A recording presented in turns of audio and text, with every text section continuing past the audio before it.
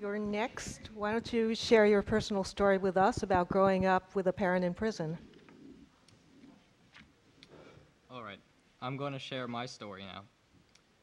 During his life, a boy expects to receive love, happiness, and security from his parents. He expects his parents to be dependable and to provide him with the aid and guidance necessary to thrive. In my life, these expectations were never met. My father met and married my mom when he was 20, and she was 23. He was a non-graduate of high school, unemployed, and without his own family to support him. When he met my mom, I think he saw his anchor, a person to help him hold his life together.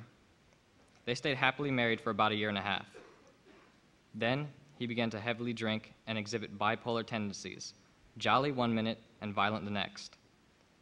One night, after coming home from a bar, he pulled my mom out of bed and started screaming at her, blaming her for all of his problems. My mother tried to calm him, but he was beyond reason. He grabbed her by the hair and threw her down the stairs. She was 7 months pregnant with me at the time. The neighbors called the police, and upon their arrival, my mother was put into an ambulance and my father was arrested. This event began my family's long and painful journey of domestic violence. By the time I was 11, my father had been arrested many more times. He and my mother argued regularly, sometimes with the dispute ending in violence. Though he had stopped drinking, he was abusing drugs and often inviting his addict friends to stay with us. I didn't understand why my family had to be so unhappy. I wanted to talk to someone about how I felt, but I couldn't think of whom. I thought about talking to my friends, but I felt embarrassed. I also thought about telling my church's pastor, but I was scared that something horrible would happen. I had seen on TV what happened in dysfunctional families. They'd be split up. I didn't want to leave my mom or my little sister and brother. So I decided to talk to my favorite relatives, my uncle and aunt. I called my aunt, and the following day she and my uncle came to pick me up, telling my mom that we were just taking me to the movies. After we left the house, I told them everything. I told them about my parents' continuous arguments. I told them about how scared my siblings and I were. They listened to me silently, without expression. Then my uncle spoke. He told me not to worry about anything, that he would handle it. I was so immensely relieved. Finally, someone was going to help me. Oh, was I wrong? The next day, my mom confronted me. She smacked me across the face and started yelling at me. She was furious that I thought I could just spread our family's business and do so without telling her. When my dad heard what she was yelling about, he beat me. I'll never forget that night. I cried myself to sleep, cupping my wet, bruised face. No one was going to help me. My mom had convinced my aunt that there was nothing wrong. She had lied out of shame, and her lies had condemned me. I was a prisoner of my own family. On the morning of my 8th grade graduation, I woke up at dawn to get ready. My mom helped my sister Lindsay and my brother Shane to get dressed. My mom was trying to get ready too, but my father impeded her progress. He insisted he needed money to fix the car, though in actuality he wanted to buy drugs. By this time, he was using cocaine, speed, and heroin. As they fought, I simply sat in a chair with my brother and sister, watching them. The normalcy with which we treated my parents fighting now appalls me. My father attempted to wrench my mother's money out of her hands, but she pulled away from him and ran outside to the car. I followed her, and so did my siblings, but my father grabbed them as they neared the door.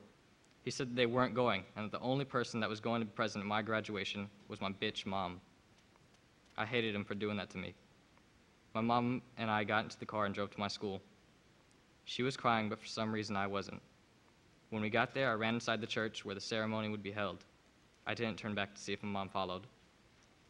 20 minutes later, as my classmates and I were lining up for graduation to begin, I heard a scream, my mother's scream. I ran outside along with many other people, and on the steps of the church stood my parents arguing. Apparently, my father decided to come to my graduation, but only with the intention of getting money from my mother.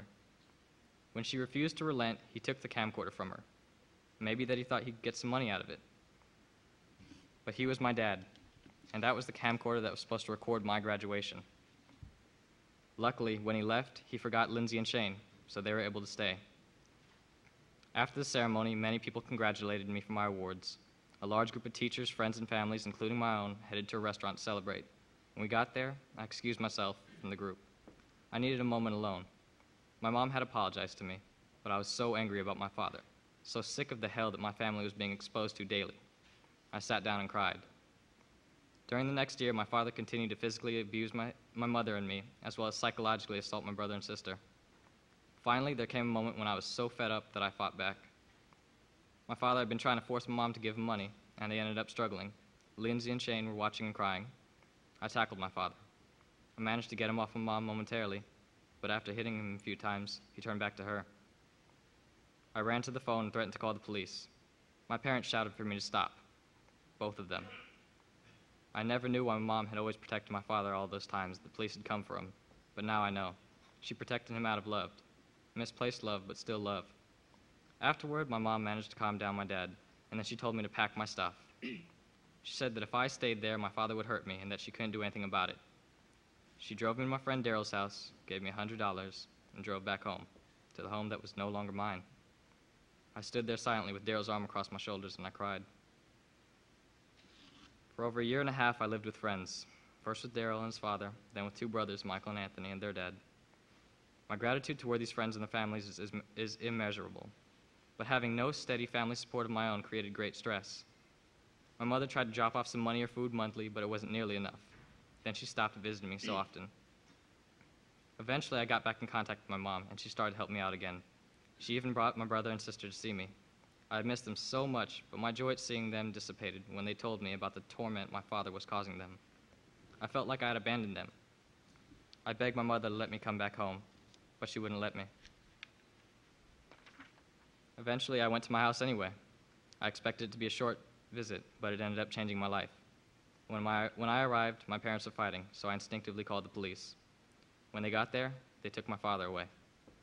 Apparently, there had been an active court order for him to stay away from my mom, my siblings, and me. He had violated a restraining order that I hadn't even known existed. My mixed feelings tortured me.